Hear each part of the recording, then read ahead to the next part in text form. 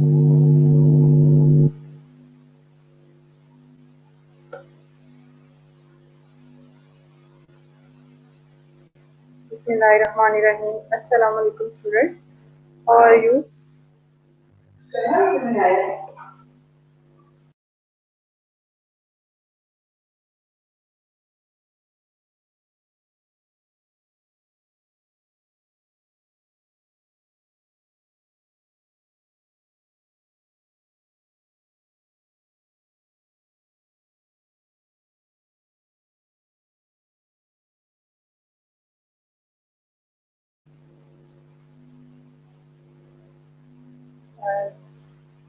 Today our lecture on value and belief pattern. We will continue the remaining lecture. And in the previous lecture we discussed about values, belief patterns and what are the attitudes. और इसके अलावा हमने values clarification discuss की थी, nurses values assess की थी, how to assess the nurses value, how to assess the personal values, और फिर उसमें हमने professional values assess की थी. इसके बाद हमने वैल्यू प्रोसेस डिस्कस किया था, वैल्यू ट्रांसमिशन असेस किया था, how to we do the value transmission.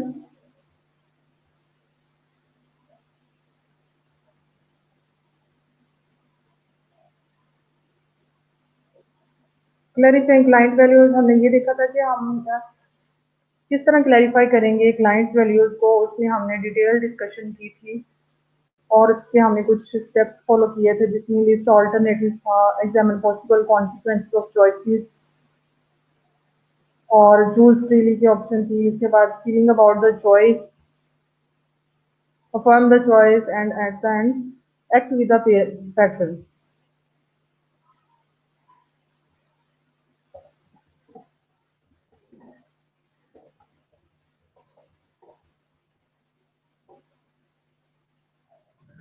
Then we discussed about behaviors that may indicate unclear values. Bioethics हमने डिस्कस किए थे, नर्सिंग एथिक्स डिस्कस किए थे और हम डिस्कस कर रहे थे identify sources of professional nursing values.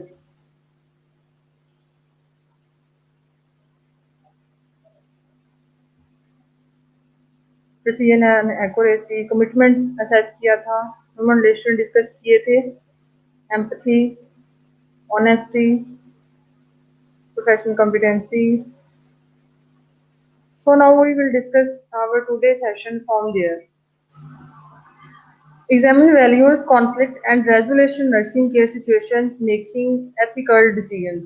अब हम इसमें ये डिस्कस करने वाले हैं कि कहाँ कहाँ पे नर्सिंग प्रैक्टिस में किस तरह की वैल्यूज से रिलेटेड कॉन्फ्लिक्ट आते हैं और उनको हम किस तरह से रिजॉल्व कर सकते हैं और ताकि हम पेशेंट केयर जो है उसको कॉम्प्रोमाइज ना करें.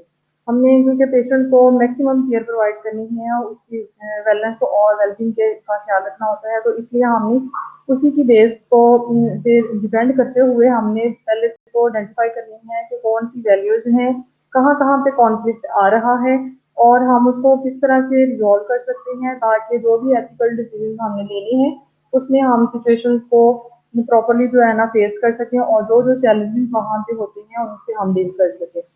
तो सबसे पहले देखेंगे कि एथिकल प्रॉब्लम जो है नर्सिंग में किन वजूहात की वजह से रेज होते हैं या किन चीज़ों की वजह से होते हैं. तो देखें origin of ethical problems in nursing.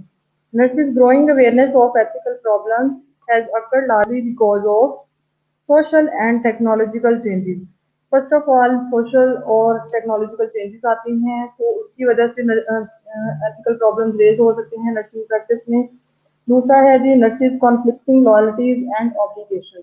अब हम इसको जो है डिटेल में डिस्कस करेंगे नेक्स्ट स्लाइड में.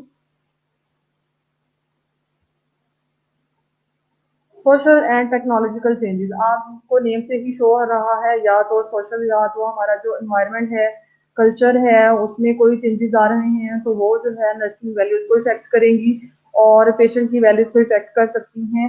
क्योंकि नर्सिस अगर डिफरेंट सोशल सराउंडिंग से हैं और पेशेंट जो है वो किसी दूसरे सोशल सराउंडिंग से आया है या किसी डिफरेंट कल्चर से आया है तो उसकी वैल्यू जो है वो डिफरेंट हो सकती हैं.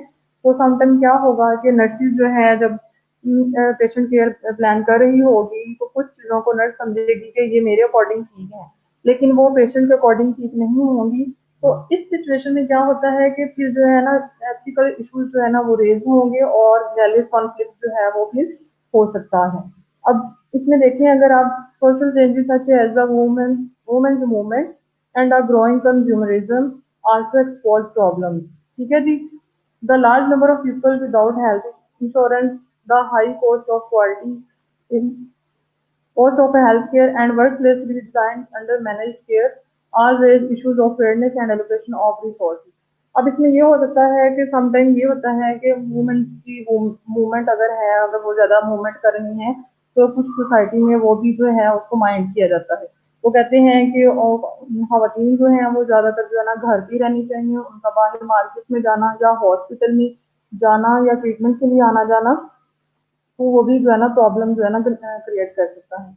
इसके अलावा बहुत सारे ऐसे लोग हैं जिनको हेल्थ केयर की ज़रूरत होती है और उसकी हाई कॉस्ट होती है, लेकिन वो जो है ना वो पे नहीं कर पा रहे होते, तो इसमें भी जो है फिर वैल्यू कॉन्फ्लिक्ट आ सकता है। इसके अलावा वर्क प्लेस रीडिज़ाइन होते हैं अंडर मैनेज केयर में, उसमें भी जो है किस तरह से फेयर ट्रीटमेंट प्रोवाइड करना है और किस तरह से एलोकेशन ऑफ रिसोर्सेज जो है हमने रिसोर्सेज उनको प्रोवाइड करनी है, वो भी बहुत सारे इश्यूज जो है उसमें आ सकते हैं। तो उसकी वजह से सोशल और जो है ना सोशल जो हमारा एनवायरनमेंट है, सराउंडिंग जो हमारा एनवायरनमेंट है वो जो है ना बहुत इसमें इफेक्ट करता है और जो वैल्यूज कॉन्फ्लिक्ट है उससे रेज होगा और उसमें बहुत सारे प्रॉब्लम जो हैं वो आ सकते हैं।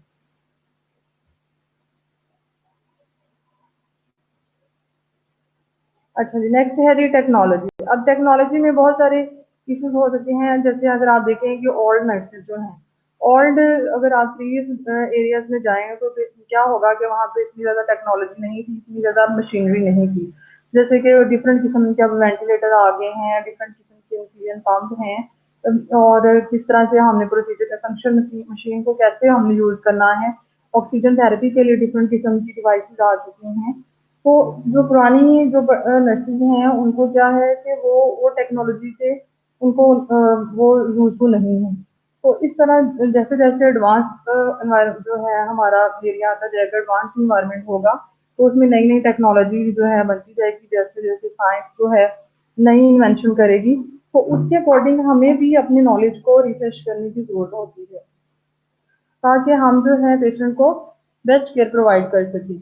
लेकिन अब इसमें क्या होता है, जो नर्सेज़ अपनी नॉलेज को रिफ्रेश नहीं करती हैं और डिफरेंट किस्म के प्रोसीजर्स नहीं सीखती, लर्न नहीं करती according to the passage of time, तो उनमें बहुत सारे टेक्नोलॉजिकल एरर्स आ सकते हैं और उनमें जो है ना फिर कॉन्फ्लिक्ट रेज़ होते हैं।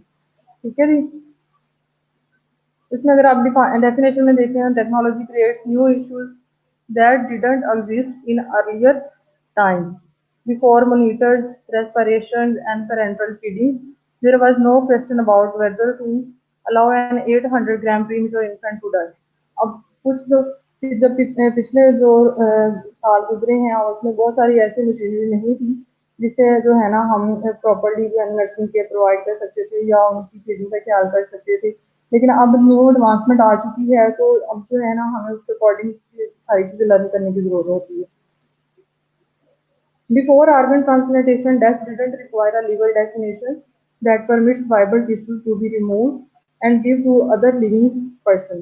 अब इसमें क्या होता था, जब पहले ऑर्गन ट्रांसप्लांटेशन नहीं था, अब इसमें अभी तो हम ऑर्गन ट्रांसप्लांट कर देते हैं, अगर किसी का कोई ऑर्गन डिजीज है तो उसको रिमूव करके किसी दूसरे पर्सन से उसका वो पार्ट लेकर उसमें हम जो है ना इंसर्ट कर देते हैं। लेकिन जब ऑर्गन ट्रांसप्लांटेशन का प्रोसीजर हमारे पास नहीं था, तो फिर उसको जो बंदा जो है उस डिजीज से यानी कि डेथ की तरफ जा रहा होता था, तो फिर वो उसको लीगल डिफाइन करते थे। वो कहते थे कि हमारे पास इसके अलावा कोई सॉल्यूशन ही नहीं है। अब ये लीगली जो है ना डेथ की तरफ जा सकता है। लेकिन आजकल क्योंकि एडवांसेस आ चुकी हैं, एडवांस दौर हो गया है, तो आजकल के दौर में अगर हम कोई ऐसा पर्सन जिसको ऑर्गन ट्रांसप्लांटेशन रिक्वायर है और वो हम उसको ऑर्गन ट्रांसप्लांट नहीं करते, तो वो उसमें फिर प्रॉब्लम जो है ना आ सकती है। यहाँ पे वैल्यूज जो है कॉन्फ्लिक्ट कर सकती हैं।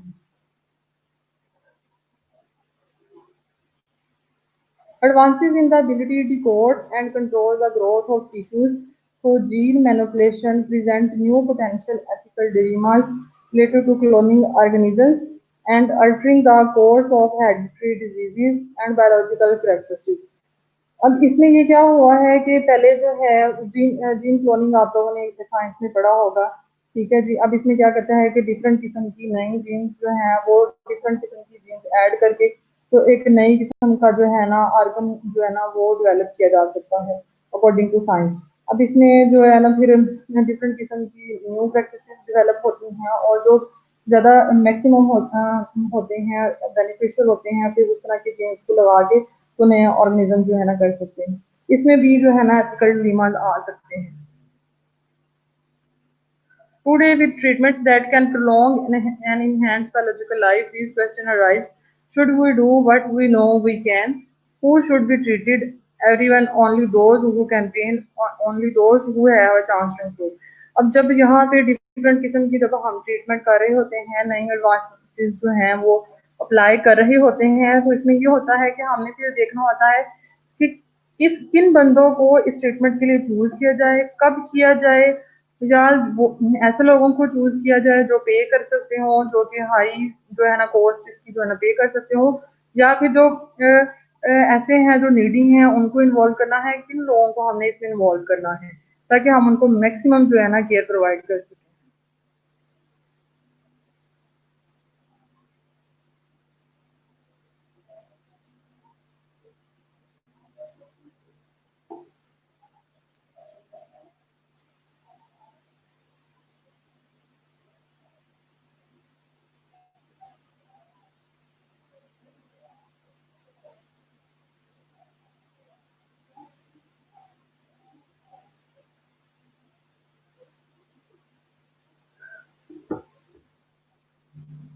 Consumer, some students are asking about consumerism. तो कंज्यूमरिज्म मीन्स जो है बात है वो है कंज्यूमर। कंज्यूमर वो होते हैं जिसको हम कहते हैं कस्टमर। अब कस्टमर जो है हम उसको क्लाइंट भी कह सकते हैं, पेशेंट भी कह सकते हैं। तो हमने क्या करना होता है कि हमने उसके अकॉर्डिंग जो है उसको जो उसकी नीड्स हैं, कंज्यूमर की जो नीड्स हैं या जो उसकी डिमांड है, हमने उसके अकॉर्डिंग उनको हमने केयर प्रोवाइड करनी होती है। इसको हम कहते हैं कि कंज्यूमरिज्म।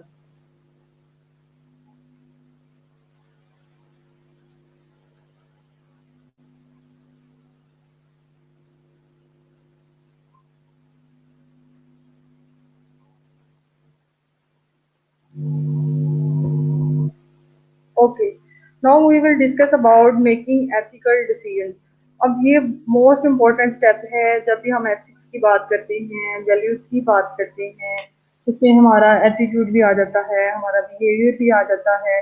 तो फिर हम देखते हैं कि जब हम ये तो हमारी एक बेसिक थी जो कि हमने लर्न किया कि वैल्यूज क्या हैं, एटीट्यूड क्या हैं, बिहेवियर क्या हैं। ये सारी चीज़ें हमने क्यों सीखी? हमने इसलिए सीखी क्योंकि हम इनकाउंटर करते हैं एथिकल डिसीजन से।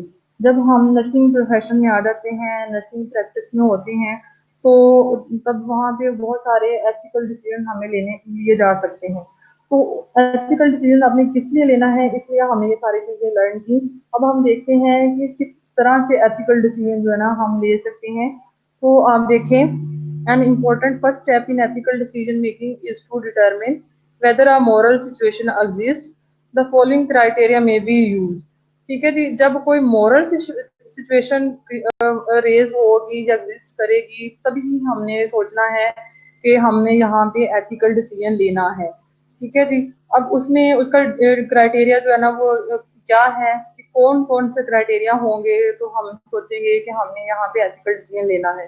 सबसे पहले है जी, a difficult choice exist between action that conflict with the needs of one और मोर पर्सन।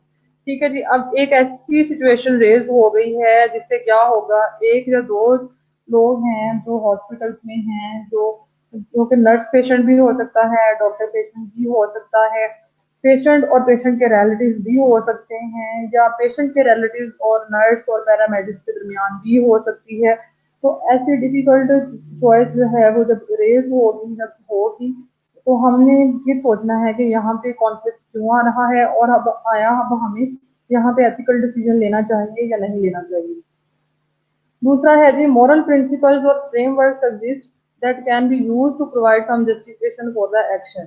अब जैसे हमने बहुत सारे मोरल प्रिंसिपल्स होते हैं, हमने जैसे कि एथिकल प्रिंसिपल्स पढ़े, जिसमें ऑटोनॉमी पढ़ा, हमने जस्टिस पढ़ा, प्राइवेसी हमने डिस्कस किया। तो इसमें वेरासिटी है, फिडेलिटी है, ये सारी चीजें जो है ना एथिकल प्रिंसिपल्स में आती हैं। उन्हीं को हम मॉरल प्रिंसिपल्स भी कहते हैं। जब इनमें से कोई एक प्रिंसिपल जो है वो डिसमिस हो रहा होगा या निग्लेक्ट हो रहा होगा, तो वहां पे सिचुएशन जो है वो कॉन्फ्लिक्ट की तरफ जाएगी। तो वहां पे हमने फिर उसको जस्टिफाई करने के लिए जो एक्शन वहां पे लिया गया होगा, उसको जस्टिफाई करने के लिए फिर हमने वहां पे एथिकल प्रिंसिपल्स का यूज करना होता है। अब थर्ड पे है जी, the choice is guided by a process of weighing reason, यानी कि हमने वेटिंग करनी है कि ऐसा क्यों हुआ। ठीक है जी। हम वेटिंग करते हैं कि अब एक कॉन्फ्लिक्ट रेज हो गया है तो उसके ज्यादा चांसेस किस तरफ हैं। ठीक है जी, किस पार्टी की तरफ ज्यादा चांसेस हैं उसके विन करने के, और कौन पार्टी जो है वो उस पर राइट है, कौन जो है वो उस पर रॉन्ग है, फिर हम उसको देखते हैं, वेटिंग रीजन देते हैं। The decision must be freely and concisely chosen, इसमें जो डिसीजन होता है वो फ्रीली होना चाहिए और कॉन्शियसली चूजन होना चाहिए, यानी कि आप अपनी सेंसेस को इन्वॉल्व करके जो है फिर वो चूज करते हैं, आपके कॉन्शियस प्रोसेस में होना चाहिए। The choice is affected by personal feeling and by particular context of the situation। अब इसमें ये है कि जब हमने एथिकल डिसीजन लेना है तो क्या होता है, कॉन्फ्लिक्ट तभी रेज होगा जब एक पार्टी जो है वो एक चीज पे एग्री करेगी और दूसरी जो है ना वो डिसएग्री करेगी। अब इसमें पर्सनल फीलिंग भी इन्वॉल्व हो सकती हैं, जाहिर सी बात है उस पर्सन की जो डिसएग्री कर रहा है उसकी पर्सनल फीलिंग इन्वॉल्व हो सकती हैं और वो उसको सेट कर सकती हैं। तो हमने भी क्या करना होता है, पर्टिकुलर सिचुएशन को देखना होता है और उसमें उसकी पर्सनल फीलिंग को भी असेस करना होता है और फिर देखना होता है कि जो चॉइस या जो डिसीजन उसने लिया है वो उसमें इफेक्टेड है या नहीं है।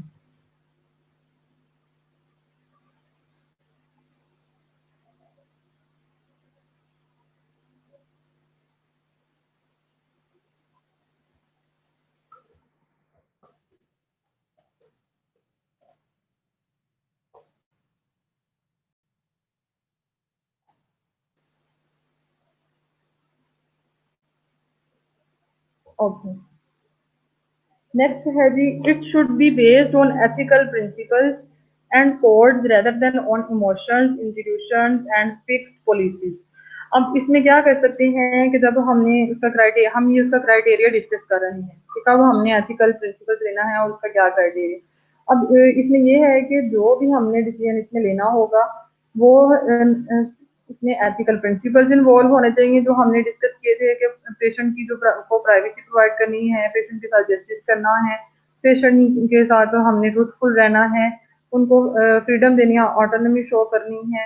ठीक है जी, ये सारे एथिकल प्रिंसिपल्स हैं और कोड ऑफ एथिक्स जो होते हैं उससे हमें हमारा जो डिसीजन है वो फोकस करना चाहिए, ना कि किसी के इमोशंस में आके, इंस्टीट्यूशंस में आके और फिर जो पॉलिसीज हैं उस पर हमने बिलीव करना है।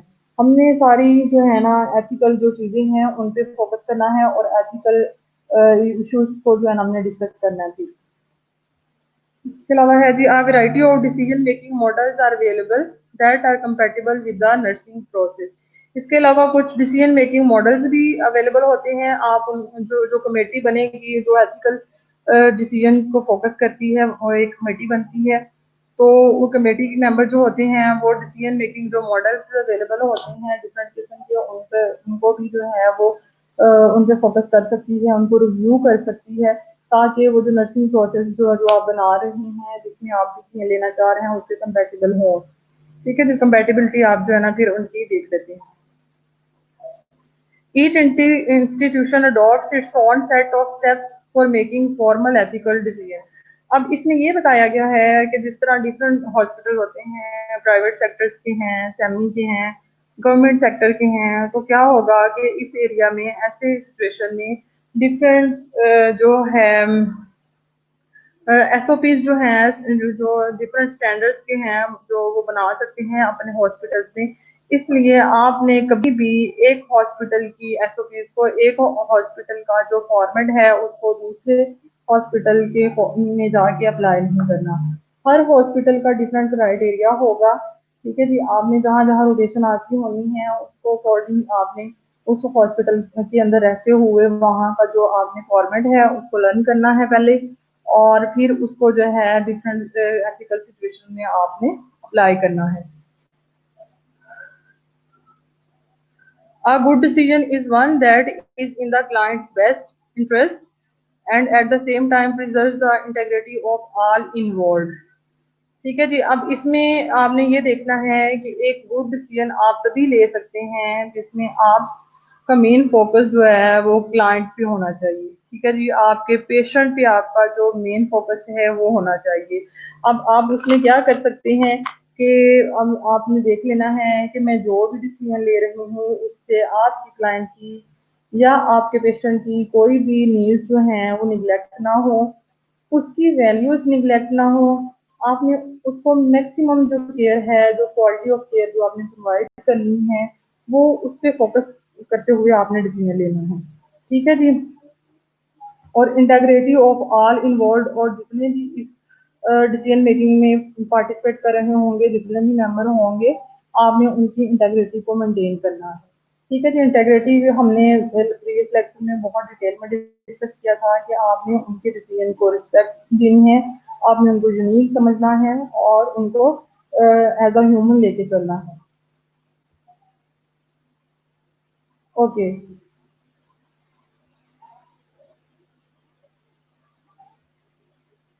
student, is it clear to all of you? If you have any problem, then you can discuss with me, you can send me.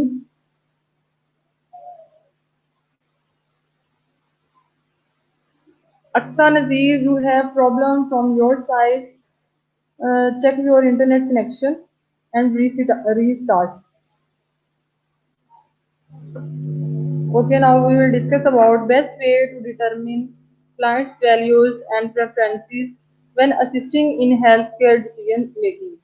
Okay अब हमने इसमें ये बताया गया है कि हम बेस्ट वे क्या हैं जिससे हम क्लाइंट्स की वैल्यूज को डिटरमिन कर सकते हैं और क्लाइंट की प्रेफरेंसेस क्या है।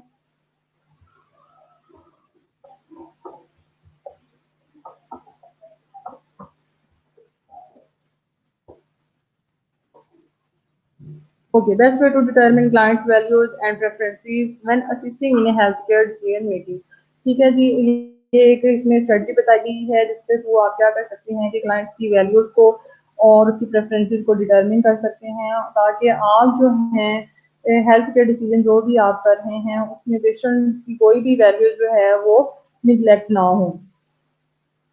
Decision support involves helping the client choose among two or more healthcare options।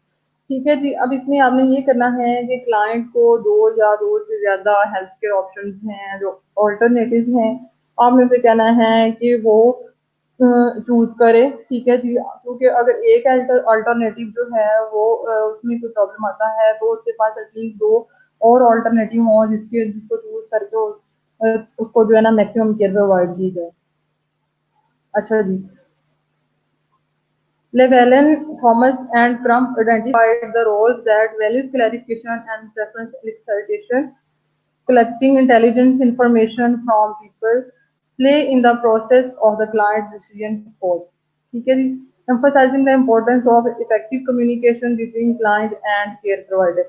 अब इसमें लिवेलन, थॉमस एंड क्रम्प ने आइडेंटिफाई किए थे रोल्स, कुछ रोल्स को आइडेंटिफाई किया था जिससे क्या हुआ था कि पेशेंट की वैल्यूज जो है वो क्लैरिफाई हो जाए और उसकी जो इंफॉर्मेशन जो उससे हम कलेक्ट कर सकते हैं या दूसरे लोगों से कलेक्ट कर सकते हैं उसमें रोल प्ले करती हैं।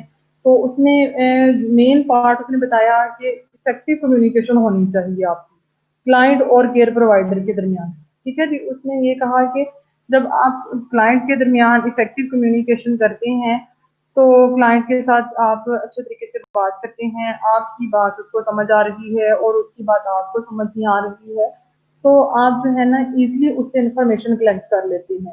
ठीक है जी। जब इजीली आप इंफॉर्मेशन कलेक्ट कर लेंगे और कोई लैंग्वेज बैरियर नहीं है आपके और केयर प्रोवाइडर के पेशेंट के दरमियान, तो फिर क्या होगा कि आप उसकी वैल्यूज को भी इजीली आइडेंटिफाई कर लेंगे और उसको क्लैरिफाई कर सकते हैं। ठीक है जी। तो इसमें मेन फोकस होना चाहिए effective communication. The author describes various approaches to values clarification अब इसने डिफरेंट अप्रोचेस बताई हैं कि वैल्यूज क्लैरिफिकेशन किस तरह से कर सकते हैं। इसमें है जी including direct and indirect. Direct आप डायरेक्ट क्वेश्चनिंग भी कर सकते हैं और इनडायरेक्ट क्वेश्चनिंग भी कर सकते हैं। तो कुछ फॉर्मेट इस तरह से सेट करना होगा कि आप उसको डायरेक्ट क्वेश्चन पूछ सकते हैं कि आपके लिए कौन कौन सी चीज़ें इंपॉर्टेंट हैं, और आप इंडायरेक्टली जो है ना आपको पता होना चाहिए कि आप कोड वर्ड में भी उससे पूछ सकते हैं। इसके अलावा इंटरेक्टिव एंड पैसिव स्ट्रेटजीज हो सकती हैं। आप इंटरेक्टिव स्ट्रेटजीज अप्लाई कर सकते हैं ताकि वो उसमें जो है वो इंटरेस्ट अपना शो करे और खुद भी अपनी जो है वो खुद से स्पीक आउट करे कि मुझे ये पसंद है और मुझे ये नहीं पसंद। इसके अलावा decision aids are tools that assist in the clarification and preferences process.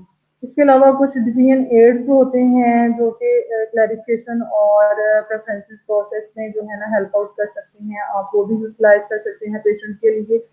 These aids are may vary in effectiveness based on the particular kind of the decision and on the skill of the health care provider using the aid. ठीक है जी। अब ये तो जो ads हैं वो different किस्म के हो सकते हैं, उसकी इफेक्टिवनेस डिफरेंट हो सकती है, और लेकिन इसमें डिपेंड करता है कि आपने किस तरह का डिसीजन लेना है।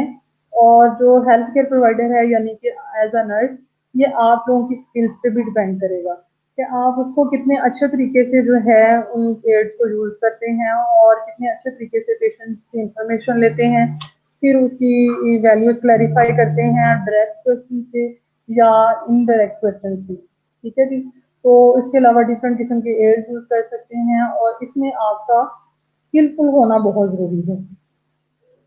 ये एक बॉक्स है, आप F1 रिव्यू कर सकते हैं, उसमें बताया गया है कि आप कौन-कौन सी टेक्निक जो है वो यूज़ कर सकते हैं, जो कि डिसीजन एड में आपको हेल्प आउट करेंगी।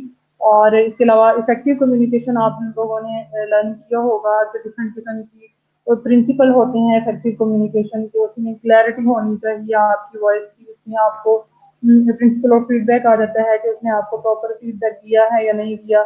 कंप्लीटनेस होनी चाहिए, आपने प्रॉपर टाइम पे कम्युनिकेशन कंप्लीट की है या नहीं की।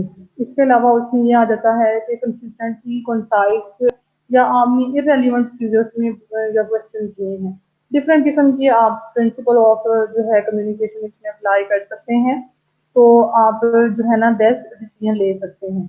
लेकिन उसके लिए आप लोगों का नॉलेजेबल होना, दूसरा स्किलफुल होना बहुत ज़रूरी है। इसके अलावा इसमें इंटरव्यूइंग जो स्किल्स हैं, अगर आप लोगों ने पहले लर्न की हुई हैं तो वो भी इसमें इफेक्टिव हैं।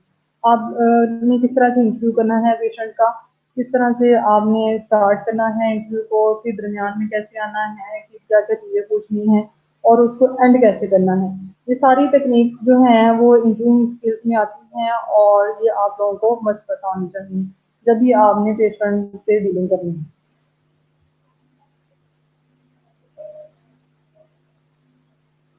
Okay, implication.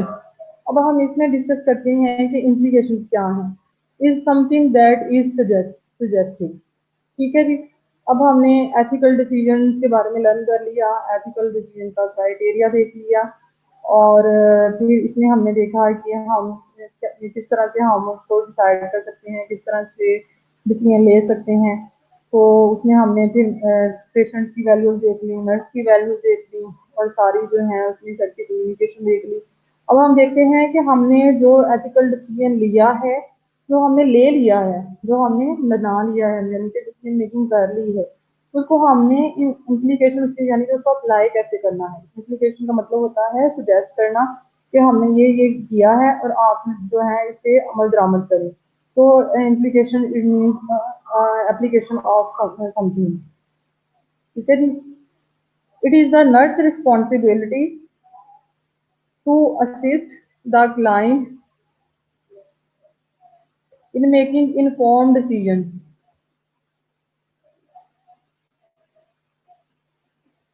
Student, can you hear me?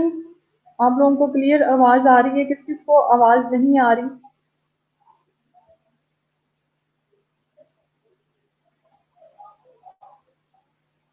आप लोग अपने इंटरनेट कनेक्शन चेक कर लिया करें काइंडली, क्योंकि इसके लिए आपको फास्टेस्ट जो है वो इंटरनेट रिक्वायर होता है, ताकि आप लोग जो है ना क्लियरली हमें लिसन कर सकें।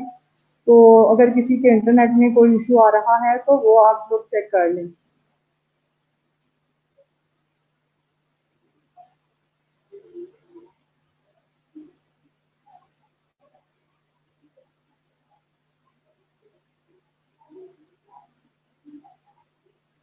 Okay, a lot of students are asking they have clear voice, so other students you have to check your internet connection.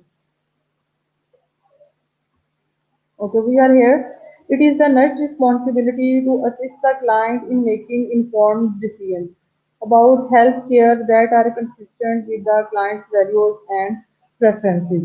ठीक है जी।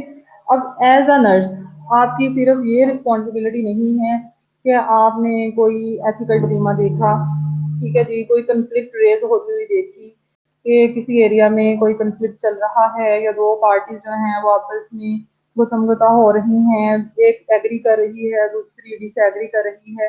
आपने सिर्फ इस इंसिडेंट को देखा और देखने के बाद रिपोर्ट कर देने किया, ठीक है जी। रिपोर्ट जब किया तो एथिकल कमेटी में चला गया सारा मामला। वहाँ पे जो एथिकल मेंबर्स होते हैं फिर वो इस पे गौर व फिक्र करते हैं और फिर जो है उसके बाद वो फिर डिसाइड करते हैं कि अब हमें क्या डिसीजन लेना चाहिए। फिर उसमें देखी जाती है क्लाइंट्स वैल्यूज को, क्लाइंट्स प्रेफरेंसेस को, ठीक है जी, और फिर उसको देखते हुए डिसीजन लिया जाता है। अब यहाँ पे मेन बात ये है कि एज अ नर्स आपकी रिस्पॉन्सिबिलिटी है कि आप अपने पेशेंट को जो डिसीजन उसने लिए हैं उसके बारे में, उसकी हेल्थ केयर के बारे में जो डिसीजन लिए गए हैं उसके बारे में पेशेंट को आप असिस्ट करें, ठीक है जी, ताकि पेशेंट की जो वैल्यूज हैं और उसकी प्रेफरेंसेस जो हैं वो निगलेक्ट ना हो और उसकी जो है प्रॉपरली जो है नीड मीट मीट की जाए और उसके अकॉर्डिंग जो है ना अपनी सारा जो है केयर प्लान लेके चले। यहाँ पे मेन है जी नर्स एज अ एडवोकेट, ठीक है जी, आपने एज अ एडवोकेट जो है यहाँ पे रोल प्ले करना होता है, यानी कि क्लाइंट्स की बात को आगे तक पहुंचाना होता है, ठीक है जी। यहाँ पे दो चीजें, एक तो आप उसको असिस्ट कर सकते हैं पेशेंट को कि वो कौन कौन से डिसीजन ले और किस तरह से ले, और दूसरा उसकी नीड्स और प्रेफरेंसेस को जो है आप उसको नेक्स्ट कमेटी तक जो है एथिकल जो है मेंबर्स होंगे उन तक पहुंचा सकते हैं, ठीक है जी। नेक्स्ट है जी even the most motivated nurse however may not have the skills needed to elect these opinions from the client। अब ज़रूरी नहीं है कि सारी नर्सेज़ में ये जो है गट्स पाई जाएँ या सारी नर्सेज़ जो हैं वो प्रॉपर स्किलफुल हों कि वो इस तरह से जो है ना अपना रोल प्ले कर सकें। इस तरह ज़्यादातर कहा जाता है कि जितनी जो सम टाइम ऐसा होता है तो बहुत ही मोटिवेटेड नर्स भी होगी, तो उसके पास भी इतनी ज़्यादा स्किल्स नहीं होती कि वो पेशेंट की जो ऑप्शंस हैं उनको जो है ना आगे फर्दर जो है पहुँचा सके और जो है ना उसकी बात को जो है वो कन्वे कर सके, ठीक है जी।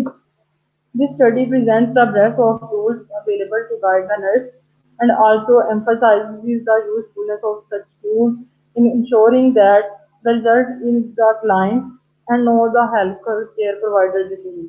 ठीक है जी। अब इसके लिए भी अगर आप वैल्यूज एंड बिलीफ सेटिंग का अगर आप चैप्टर देखें, एथिकल इश्यूज का चैप्टर अगर आप रिव्यू करें तो वहाँ पे कुछ टूल्स बताए गए हैं, बॉक्स में हाईलाइटेड होंगे, आपने उनको डिस्कस करना है और रीड आउट करना है।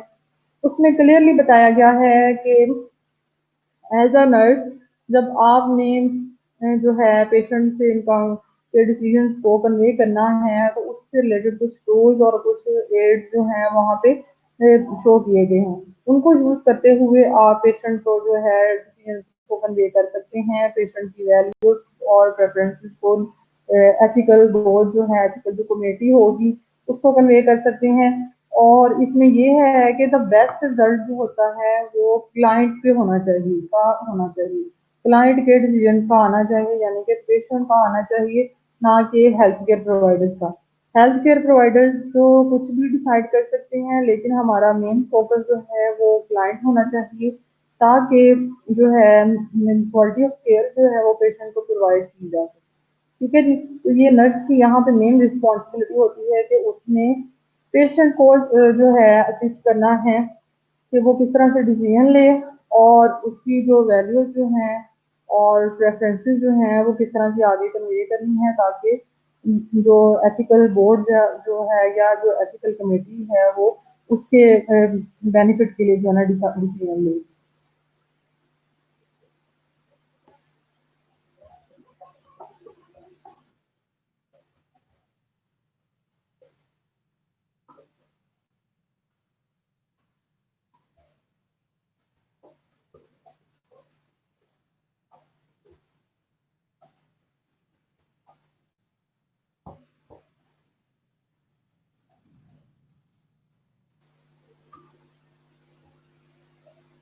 Okay, now we will discuss about conflicting loyalties and obligations. ठीक है जी। अब हमने दो स्टेप पढ़े थे। पहले था जिसकी वजह से हमने देखा कि जो नर्सिस की जो है कॉन्फ्लिक्ट रेज होते हैं, एथिकल डिलेमास जो रेज होते हैं, वो हमने यहाँ से स्टार्ट किया था।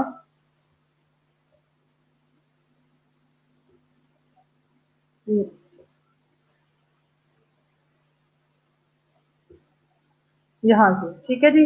तो इसमें हमने पहला जो स्टेप हमने डिस्कस किया कि सोशल और टेक्नोलॉजिकल चेंजेस आते हैं, और उसके अकॉर्डिंग हमने जो है ना सारी चीजें आगे डिस्कस की। फिर अब हमारा नेक्स्ट पार्ट है nurses conflicting loyalties and obligation. अब हम इसको डिस्कस करने वाले हैं। बैक आने का मकसद ये है कि आप लोगों को रिमाइंड रहे कि हमने प्रीवियस लेक्चर में क्या डिस्कस किया है।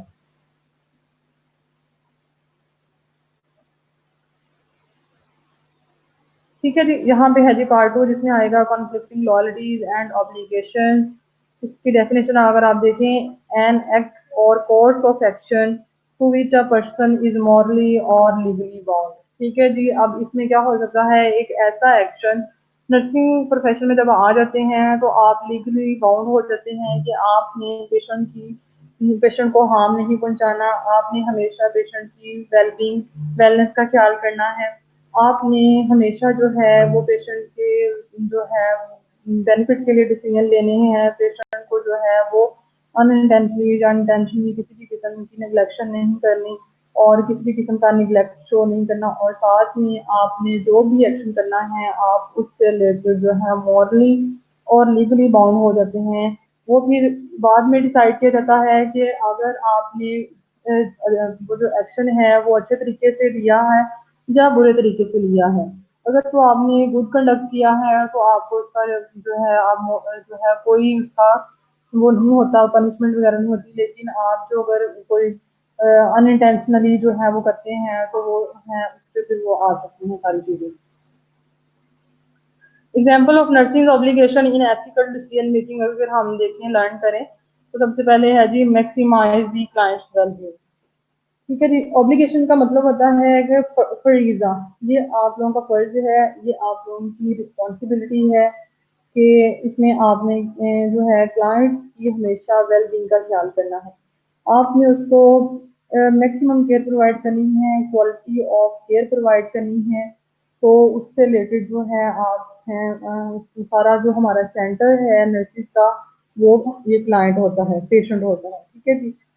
दूसरा है जी balance the clients need for autonomy with family members. अब इसमें ये देखना है कि क्लाइंट्स की नीड को आपने बैलेंस करना है with autonomy, autonomy with family members. अब यहाँ पे समटाइम क्या हो सकता है, अगर एक पेशेंट जो है, मैं आपको एग्जांपल दूँ, बहुत बीमार है, ठीक है जी। अब उसको जो है मेडिकल ट्रीटमेंट की ज़रूरत है, लेकिन इसमें क्या होगा, फैमिली मेंबर्स आकर आपको कहते हैं कि हमारे पेशेंट को बस नॉर्मल सा ट्रीटमेंट दिया जाए, क्योंकि हम जो है ना इसकी कॉस्ट अफोर्ड नहीं कर सकते। ठीक है जी। वो हाई वेंटिलेशन या हाई जो प्रोसीजर है, हाई टेक्निक्स जो हैं, मशीनरी अगर आप कह लें, अगर पेशेंट को वेंट की ज़रूरत है या पेशेंट को सक्शन मशीन की ज़रूरत है या पेशेंट को आईसीयू में रखने की ज़रूरत है, तो उनके अलग से चार्जेस होते हैं अगर आप प्राइवेट हॉस्पिटल सेक्टर्स की बात करें।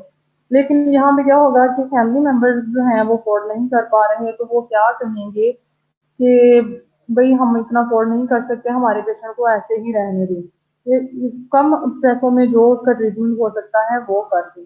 लेकिन फिर इसमें क्या होगा, पेशेंट कह रहा है कि मुझे ट्रीटमेंट दें, मुझे ट्रीटमेंट की ज़रूरत है, तो फैमिली मेंबर कह रहे हैं कि हम अफोर्ड नहीं कर सकते, इसलिए आप उसको नॉर्मल दें। तो यहाँ पे उसकी जो वैल्यूज़ होंगी पेशेंट की और जो फैमिली की वैल्यूज़ होंगी वो कॉन्फ्लिक्ट रेज़ करेंगी, ठीक है जी। तो हमने दोनों सिचुएशन में फिर क्या करना होता है कि बैलेंस करना होता है। हमने कोई दरमियान का रास्ता निकालना होता है जिससे क्लाइंट की नीड्स भी पूरी हो जाए और जो पेशेंट की जो फैमिली है वो भी ज़्यादा सफ़र ना करे। नेक्स्ट है जी responsibilities for the client wellbeing. अब इसमें हम ये देखते हैं कि क्लाइंट्स की वेलबींग की के लिए क्या क्या रिस्पॉन्सिबिलिटीज आ सकती हैं। अगर आपने हेल्थ और वेलनेस की डेफिनेशन पढ़ी हो, अगर वेलबींग की डेफिनेशन अगर आप लोगों को आती हो, तो उसमें हम देखते हैं कि हम उसको ऑल एस्पेक्ट से हम उसको केयर प्रोवाइड करते हैं, उसको हम होलिस्टिक केयर प्रोवाइड करते हैं, ठीक है जी। और उसको हम उसकी हेल्थ को प्रमोट करने के लिए जब हम वेलनेस और वेलबींग की बात करते हैं, तो हमने उसको उसकी हेल्थ को फर्दर प्रमोट करने के लिए उसको हमने जो जो हम स्टेप्स ले सकते हैं तो हमें उसको प्रोवाइड करने होते हैं। हम उसके लिए जो नर्सेज हैं वो भी उसके लिए रिस्पॉन्सिबल हैं, ठीक है जी। इसके अलावा है जी support each family member and enhance the family support system. अब यहाँ पे हमने जो फैमिली मेंबर्स हैं उनको हमने सपोर्ट भी करना है और साथ में हमने उसका जो फैमिली सपोर्ट सिस्टम है उसको भी इनहेंस करना होता है। हमारे पास अक्सर हॉस्पिटल्स में कुछ पेशेंट्स आते हैं जो कि डिस्टर्ब फैमिली प्रोसेस के साथ होते हैं, उनका जो फैमिली सपोर्ट सिस्टम होता है वो डिस्टर्ब होता है। अब बहुत सारे ऐसे होता है कि ओल्ड पेशेंट्स आते हैं, उनके जो यंग चिल्ड्रन होते हैं वो उनको प्रॉपरली लुक आफ्टर नहीं कर रहे होते, वो हॉस्पिटल में छोड़ के चले जाते हैं और वो क्या करते हैं कि जी सिर्फ जो है ना हॉस्पिटल का स्टाफ उनकी केयर करें, बस उनका मेन एम होता है कि वो पे कर देंगे जो भी चार्जेस आएंगे, लेकिन वो उनको जो है ना इमोशनल सपोर्ट नहीं प्रोवाइड करते, ना अपना टाइम देते हैं। तो यहाँ पे फिर हमने एज अ नर्स हमारी ये भी रिस्पॉन्सिबिलिटी होती है कि हम उनके फैमिली मेंबर को कलेक्ट करें, उनको हम उनकी काउंसलिंग करें और उनको बताएं कि भई आपके पेशेंट को सिर्फ पैसे की ज़रूरत नहीं है, आपके पेशेंट को आपकी सपोर्ट की भी ज़रूरत है। आपकी इमोशनल आपकी प्रेज़ेंस जो है वो उनके लिए बहुत ज़रूरी है। तो यहाँ पे भी हमारी रिस्पॉन्सिबिलिटी बनती है। इसके अलावा है जी कैरी आउट हॉस्पिटल पॉलिसी। अब इसमें हमने हॉस्पिटल्स की जो एसओपीज़ होती हैं, जो उन्होंने फॉर्मेट सेट किए हुए होते हैं, जो स्टैंडर्ड्स मेंटेन किए होते हैं, ये नर्सेज़ की रिस्पॉन्सिबिलिटी है कि वो उसको कैरी आउट करे। कोई भी ऐसा डिसीजन ना ले जो कि हॉस्पिटल की पॉलिसी में नहीं है। अब यहाँ पे अगर मैं आप लोगों को एग्ज़ाम्पल दूँ तो यहाँ पे आ जाती है अबॉर्शन की एग्ज़ाम्पल। ठीक है जी। कुछ हॉस्पिटल्स में ये होता है कि प्रेग्नेंट लेडीज़ फीमेल जो होती हैं वो आती हैं और कहती हैं कि भई हमें बच्चे की ज़रूरत नहीं है, हमारा अबॉर्शन कर दें। लेकिन अगर नर्स जो है अगर उसको ठीक है वो कहती है ठीक है जी हम डॉक्टर से बात करके आपका करा देते हैं जो है ना अबॉर्शन। लेकिन हॉस्पिटल की पॉलिसी में अगर ये नहीं है, कुछ लोग कुछ हॉस्पिटल में पॉलिसी सेट की होती है कि जो मर्ज़ी हो जाए वो अबॉर्शन नहीं करेंगे। ठीक है जी। तो यहाँ पे फिर क्या होता है कॉन्फ्लिक्ट रेज़ होगा, एथिकल डिसीजन मेकिंग जो है उसमें प्रॉब्लम्स आ सकती हैं। तो फिर हाँ, ये नर्स की रिस्पॉन्सिबिलिटी है कि पेशेंट जो मर्ज़ी कहे आके यहाँ पे आपने अपनी हॉस्पिटल की पॉलिसीज़ को फर्स्ट ऑफ ऑल चेक करना है और फिर रिव्यू करना है और फिर उसके बाद कोई डिसीजन लेना है कि वो यहाँ पे पॉसिबल है भी या नहीं है। ठीक है जी। इसके अलावा है जी प्रोटेक्ट अदर क्लाइंट्स वेलबींग। अब यहाँ पे दूसरे जो क्लाइंट्स होते हैं वार्ड में एक पेशेंट नहीं होता, हमारे पास वार्ड में बहुत पेशेंट्स होते हैं, बेशुमार होते हैं, तो हमने क्या करना होता है यहाँ पे कोई ऐसा प्रोसीजर फॉर एग्जांपल हम किसी एक क्लाइंट का कर रहे हैं जिससे दूसरे क्लाइंट्स की वेलबींग जो है वो सफ़र हो रही है, तो हम क्या करेंगे कि हम उस क्लाइंट का वो प्रोसीजर वहाँ पे दूसरे क्लाइंट्स के सामने नहीं करेंगे। ठीक है जी, या कोई ऐसा ट्रीटमेंट दे रहे हैं जिससे दूसरे क्लाइंट्स की वेलबींग जो है ना इफ़ेक्ट हो सकती है, तो हम वो इस तरह नहीं करेंगे। हमने दूसरे क्लाइंट्स की वेलबींग का भी ख्याल करना है, उनको प्रोटेक्ट करना है और हमने ज़्यादातर ये जो पेंडेमिक डिसीज़ होती हैं उससे प्रोटेक्ट करना होता है, जो कि कम्युनिकेबल डिजीज़ के साथ पेशेंट्स आते हैं। जो आजकल अगर आप देखें कोरोना है जैसे, तो हमने ऐसे पेशेंट को फिर आइसोलेट रखना होता है ताकि दूसरे पेशेंट जो हैं उनकी वेलबींग का ख्याल किया जा सके और जो कोरोना का पेशेंट है उसको उसकी वजह से दूसरे पेशेंट्स को कोरोना ना हो जाए, तो हम इसलिए फिर हम उनको प्रोटेक्ट करके रखते हैं। उनको डिफरेंट रूम्स में रखेंगे, आइसोलेशन में रखेंगे और उससे क्लाइंट्स की वेलबींग को प्रमोट करेंगे। अच्छा जी, नेक्स्ट है जी, protect the nurses on standard of care. ठीक है जी। अब ये बहुत इंपॉर्टेंट स्टेप है, ये बहुत इंपॉर्टेंट स्टेप है। यहाँ पे क्या करना होता है कि नर्सिस, कुछ नर्सिस होती हैं, उनके अपने स्टैंडर्ड्स जो हैं उन्होंने अपने मेंटेन किए होते हैं, जो बहुत अच्छी स्किलफुल होती हैं और जो नॉलेजेबल होती हैं और जो मोटिवेटेड होती हैं। यहाँ पे क्या होगा, समटाइम क्या होता है कि वार्ड जो है बिजी है, हॉस्पिटल बिजी है, आईसीयू में अगर ज़्यादा रश है, इमरजेंसी में ज़्यादा पेशेंट्स होते हैं, तो आपको डॉक्टर कह सकता है या आपको कोई दूसरा पैरामेडिक्स कह सकते हैं या आपको अपनी सिस्टर जो नर्स है वो भी कह सकती है कि अच्छा जल्दी जल्दी कर दो इसको, इतना ज़्यादा इस पे टाइम ना लगाओ, पेशेंट के दूसरे पेशेंट को भी देखना है। तो आपने ऐसा नहीं करना। ठीक है जी, आपने अपनी स्टैंडर्ड जो है, जो जिसमें आप स्किलफुल हैं, जो आपको अगर प्रॉपर नॉलेज है किसी प्रोसीजर का, किसी स्किल का, तो आपने अपना स्टैंडर्ड ऑफ केयर जो है उसको मेंटेन रखना है और आपने इस तरह से नहीं करना कि जिससे आपकी अपनी वैल्यूज जो है वो निगलेक्ट हो। ठीक है जी स्टूडेंट्स, ये आज का हमारा ये लेक्चर था और अगर किसी को कुछ पूछना है, कोई क्वेश्चन है, तो आप पूछ सकते हैं।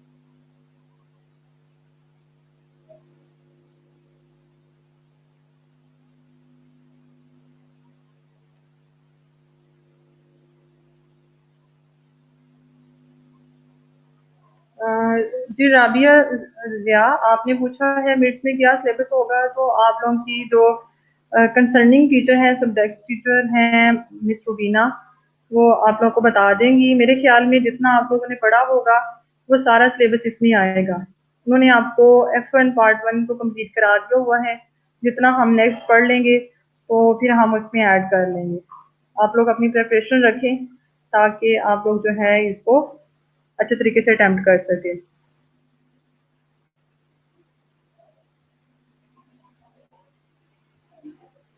आप लोग क्वेश्चन पूछा करें, मुझे फिर आइडिया रहता है कि आप लोगों को समझ आ रही है या नहीं आ रही। क्वेश्चन नहीं पूछते हो तो इससे लगता है समझ ही नहीं आ रही। अपने माइंड को ओपन करें और पूछा करें।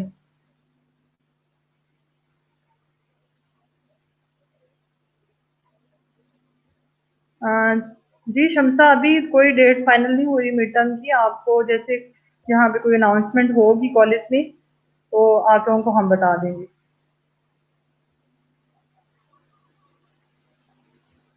स्लाइड शेयर करा देती हूँ मैं आप लोगों को,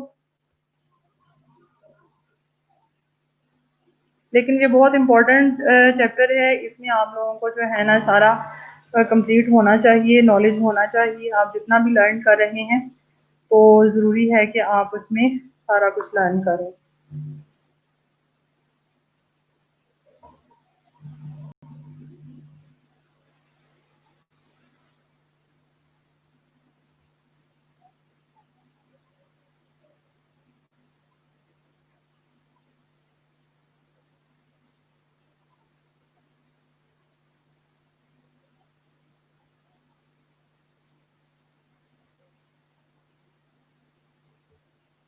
अच्छा जी, कोई स्टूडेंट्स पूछ रहे हैं कि वैल्यूज ट्रांसमिशन क्या होती है, तो मैंने ये आप लोगों को डिटेल में बताया था कि वैल्यू जो है हम डिफरेंट इन्वायरमेंट से हम लर्न करते हैं, डिफरेंट कल्चर से, यानी कि डिफरेंट रिलीजन से हम लर्न कर सकते हैं।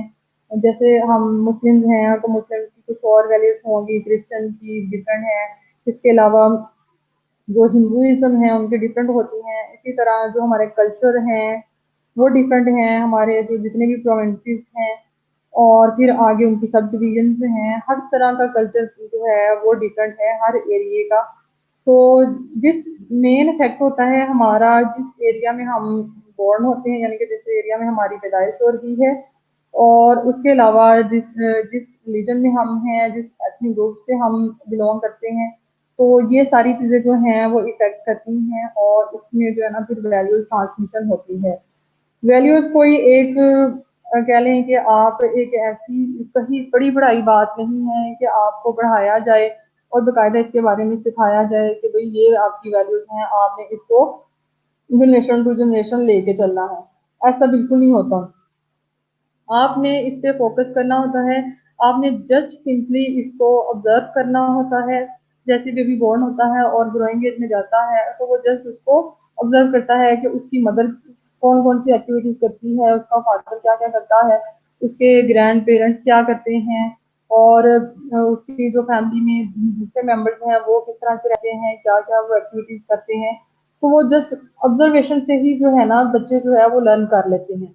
उसके बाद जो है फिर वो उनको एक्सपीरियंस करते हैं, एग्जामिन करते हैं, और फिर बाद में अपनी वैल्यूज को डेवलप कर लेते हैं। और जब वो एज अडल्ट होते हैं या ओल्ड एज में जाते हैं तो फिर इसी तरह उनकी वैल्यूज जो हैं वो डेवलप हो चुकी होती हैं। और फिर जब उनकी नेक्स्ट जनरेशन होती है तो वो फिर इसी तरह उनमें जो है ना ट्रांसफर हो जाती है। बाज़ औक़ात आपके अपने घर में भी आपके पेरेंट्स कहते होंगे, आपने सुना होगा कि फलाँ हमारे पेरेंट्स जो है उन्होंने ये कहा और फलाँ ने हमें ये कहा। हमारे पेरेंट्स तो ये करते थे, आपके दादा ये करते थे या आपकी दादी ये करती थी, इस तरह से हम रहते थे, ये करते थे। तो ये सारी वैल्यूज़ ही होती हैं एक्चुअली। ठीक है जी?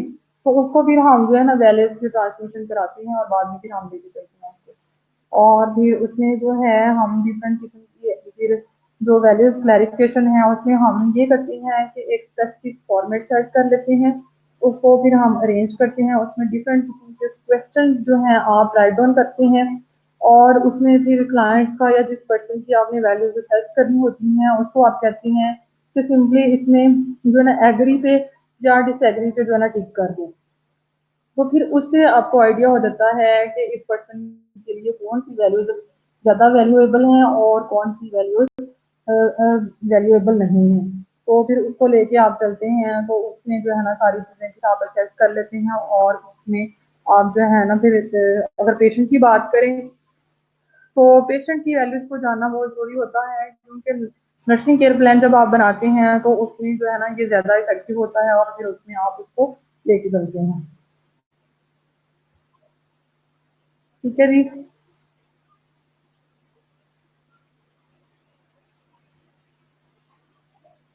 और किसी की कोई क्वेरी है तो पूछ सकता है स्टूडेंट्स।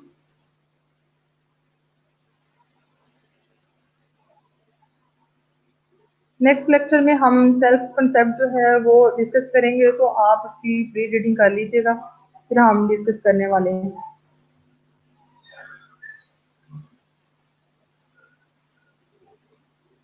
ओके जी, thank you to all of you. Allah Hafiz.